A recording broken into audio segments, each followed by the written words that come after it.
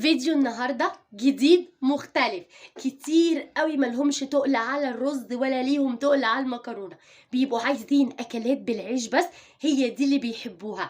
يلا بينا نبدأ الفيديو. بس قبل ما نبدأ الفيديو، انا دعاء ودي قناتي. لو اول مرة بتشوفيني ما تنسيش تدوسي لايك وتشتركي في القناة وتدوسي على كلمة الكل عشان يوصلك اشعار بكل فيديوهاتي. يلا بينا يا ست الكل، اكلات بالعيش سهلة وسريعة. يلا بينا نشوف افكار الاكلات بتاعتنا ايه، واكتبي لي في الكومنتات لو انت عايزه تاكلي اكله بعيش وبتحبيها، ايه هي الاكله اللي انت بتحبي تاكليها بعيش. يلا بينا نشوف اول اكله او اول فكره هي ايه. الملوخيه انا بحبها جدا بالعيش اكتر من الرز بكتير، يعني ممكن اخد الملوخيه اكلها بعيش واسيب الرز خالص. ملوخيه وبتنجان مخلل وعيش وعيشي بجد بتبقى تحفه. تاني اكله معانا وهي ايه؟ بطاطس مسلوقه بالبيض، حلوه قوي. هاتي البطاطس بقى واغسليها وقطعيها ويلا بقى حطيها تتسلق، والنكهه اللي بتطلعها حلوه قوي وهي بتتسلق مكعب من الملح. نزلي البطاطس، يلا بقى هرسيها، حطي الملح والفلفل والكمون وحبه زيت حلوين قوي وهتطلع زي الفل.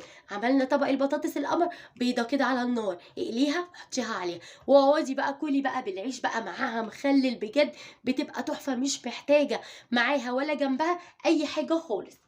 تالت حاجه معانا بتنجان بابا غنوج وبطاطس محمره. بجد البتنجان البابا غنوج من الحاجات الحلوه جدا بقى، بتحطي عليها الطحينه ويا جمال يا حلاوه الطبق كده لما تحطيه وتحطي حبه بقدونس في النص، حاجات بتفتح النفس وطعمها زي الفل.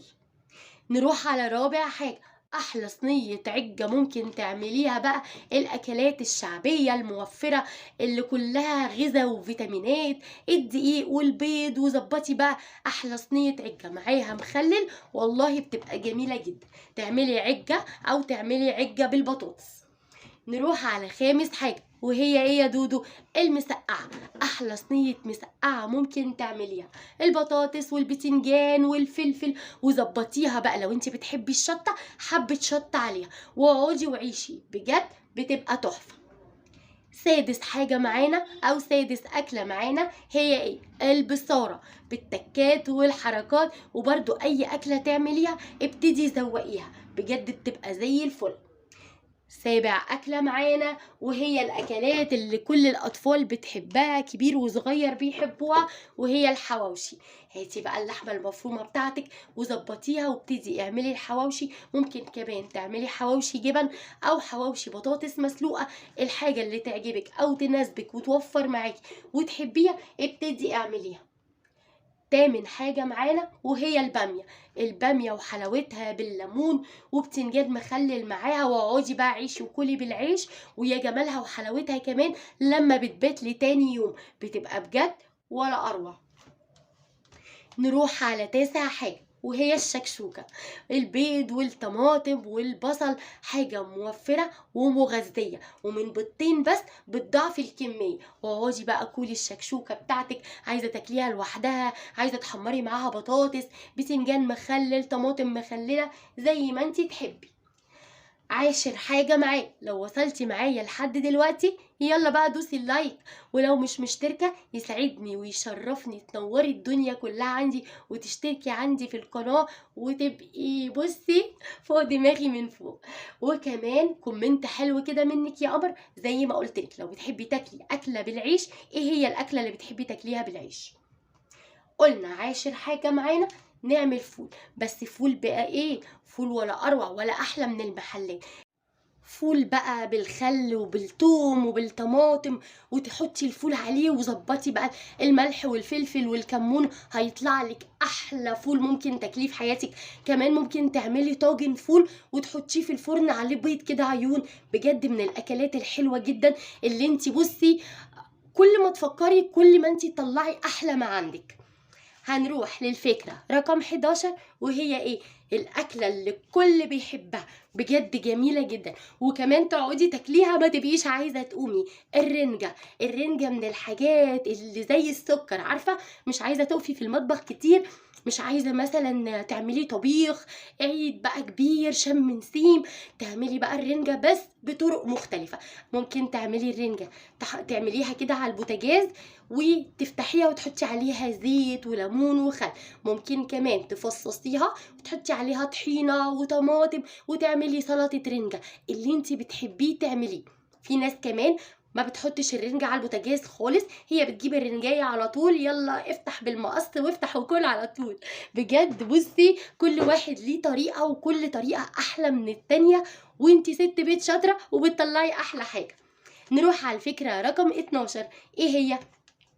جبنة قديمة، بس مش جبنة قديمة كده عادية، لا، هنحط عليها طماطم، هنحط عليها خيار، هنحط عليها كمان فلفل رومي، وقلبي بقى وحبة زيت، والله على الجمال. واقعدي كلي برضو من الاكلات بصي، بس خلي بالك من وزنك ها. وكمان هحمر معاها طبق بطاطس هتبقى زي الفل. الفكرة رقم 13 وهي ايه؟ التونة من الحاجات الحلوة جدا. ممكن علبة تونة صغيرة اعملها كمية كبيرة، وبصي العيلة كلها تاكل منها. ازاي يا دودو؟ افضي علبة التونة، اقطع عليها بصلاية، طماطمايه، فلفل رومي، كمان خيار، عايزه تبشري جزر براحتك. بجد بتعملي سلطه رنجة عسل، سلطه تونه سلطه تونه عسل. زودي بقى حبه خل واعملي احلى طبق، وكمان حمري جنبها بطاطس، هتبقى اكله يعني اكله مشبعه ولا لا؟ بجد اكله مشبعه وهتبقى طعمها حلو وجميله قوي. التونه من الحاجات كمان اللي تنفع للدايت لما بتصفيها كده وبتبقى حلو. الفكرة رقم 14 او الاكلة رقم 14 هي الكبدة. بس ايه؟ اعملي كبدة محلات بالردة، وبقى ظبطي بقى التوم بتاعها في التتبيلة، وحطي كزبرة ناشفة، عارفة هتتبليها هتبقى تحفة. هتيجي تقليها على البوتاجاز ريحتها هتجيب لاخر الشارع. هقلي الكبدة بالردة وهحطها كده جنبي، واجيب العيش القمر بتاعي، ادخل العيش كده جوه بعضه، يعني الرغيف اخليه كده جوه بعضه، وابتدي احط شريحة الكبدة وعليها طحينة، وهتبقى زي السكر، بجد تحفة. هنيجي على الفكرة رقم 15 او الاكلة رقم 15. ناس كتير او يا بنات بتاكلها بالعيش مش بالرز. هي ايه؟ السمك، او هو ايه؟ السمك. في ناس كتير ما بتحبش السمك بالرز خالص، في سمك يبقى لازم عيش. مش كل الناس زي بعضها، او مش كل واحدة زي التانية، او كل واحد او كده، لا، كل واحد الحاجة اللي بيحبها. في ناس بصي العيش ده يعني ما ياكلوش رز ولا مكرونه ولا الحاجات دي، بس لازم اساسي عيش، لو مش موجود العيش ما يعرفوش ياكلوا وما يشبعوش. يعمل بقى ايه؟ السمك القمر بتاعنا بالعيش، وكمان الطحينه بصي تحفه. حبه طبق سلطه بقى، سلطه بتاعتك القمر اللي بتعمليها. الفكرة رقم 16 وهي ايه؟ كفتة الحيتي. هاتي اللحمة المفرومة، اعملي الكفتة القمر بتاعتك ومعلقة البيكنج باودر عشان ما تكشش منك، ودخليها الفرن، ويلا بقى طلعيها بقى، وحطي بقى الرغيف كده وطلعي عليه الكفتة، ويلا بقى بالعيش بقى ومعاها طحينة، يا جمالها يا حلاوتها. بجد كفتة الحيتي من الحاجات طبعا اللي ما بتتاكلش غير بالعيش. في ناس بتعمل معاها مكرونة، وفي ناس بتاكل معاها عيش مش اكتر. اكلات بالعيش سهله وسريعه وبسيطه. قوليلي في الكومنتات زي ما قلتلك في اول الفيديو، لو انت عايزه تاكلي اكله بعيش، او ايه اكتر اكله بتحبيها بالعيش. يعني ممكن الاكله اللي انت وبيستغربوكي عليها، فاهماني؟ يعني ايه الاكله اللي انت تاكليها بعيش ويقولوا لك ايه ده انت بتاكليها بعيش؟ دي لازم برز او بمكرونه. لو عجبك الفيديو وكملتي معايا لحد كده، ما تنسينيش في اللايك والاشتراك وتفعيل الجرس عشان يوصلك اشعار بكل فيديوهاتي. واسيبكم في حفظ الله، وباي باي.